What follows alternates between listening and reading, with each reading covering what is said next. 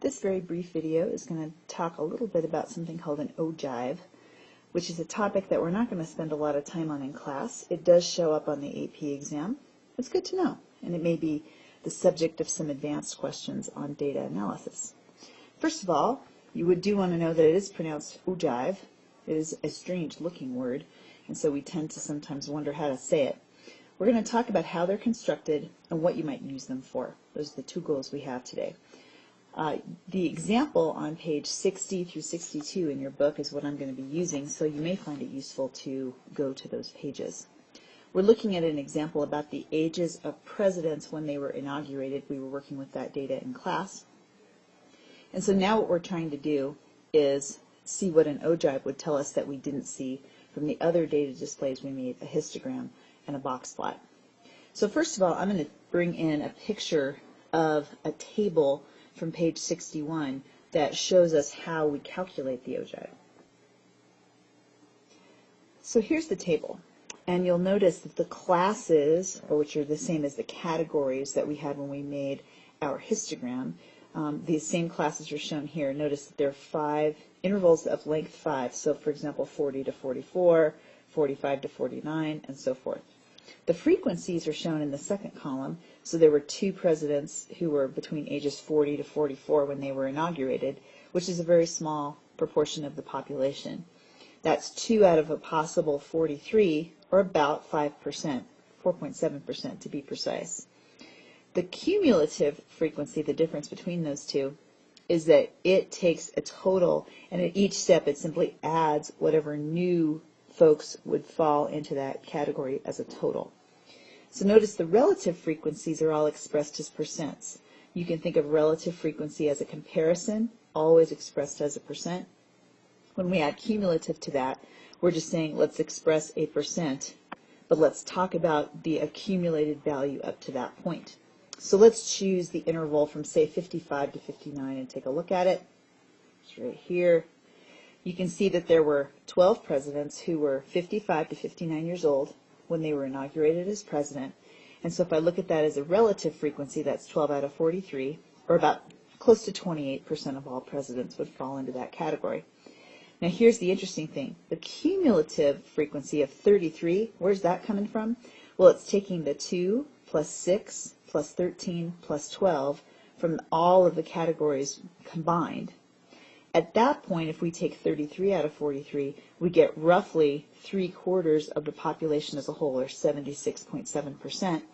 That tells us that basically once we get to age 59, we've accounted for 3/4 of all presidents at that point in time. Only 25, the remaining 25%, were older than that when they were inaugurated. So how we do an ogive is first we would have to establish these last 2 columns, the relative, the cumulative frequency and the relative cumulative frequency. The ogive is actually constructed from the last column. They show you these other 2, the frequency and relative frequencies. These 2 could actually be shown as part of a histogram. So these 2 columns would be used to make a histogram, either by making the bar height the frequency or the relative frequency. And then an ogive would be from a cumulative frequency, actually the relative cumulative frequency column. Now let's see what the actual ogive looks like. So here is a picture of that same data just shown in the ogive. So each of the relative cumulative frequencies is plotted as a dot. So notice the dots start near 0 and end up at 100 when we've accounted for all the presidents. A steeper section, such as the part in the middle, would indicate higher bars on the histogram that would correspond to it, and bars that aren't as steep would indicate low bars on the histogram, relatively speaking. So what could you determine from this graph? Well, for example, you could see a pretty good estimate of the median. If I draw a line across here at 50% relative cumulative frequency, that would be where the median would occur. To actually estimate that, all I would have to do is come down, straight down, and I would end up somewhere in the mid-50s. And that's exactly where the median occurs. So we could get a pretty good estimate of that. In addition, we could actually estimate the entire 5-number summary. So for example, I could estimate the maximum and minimum by looking at the values shown on the ogive here. Notice that I'm right around just shy of 70, and here I'm just beyond 40, and the actual max and min were 42 and 69 for this set of data. I can also estimate the quartiles, first and third, by drawing lines to the ogive at 25 and at 75.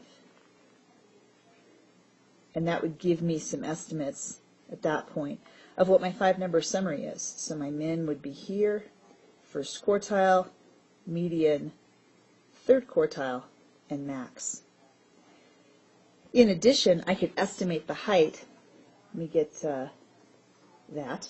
I could also estimate the height of any particular histogram bar by just simply saying, all right, if the bar goes from 45 to 50, for example, all I'd have to do to estimate its height is say what is the change in percent in that little section. So from the lower red line to the upper red line, I would say that my difference there is just slightly over 10%. So I could say that that's, oh, I don't know, maybe 12%.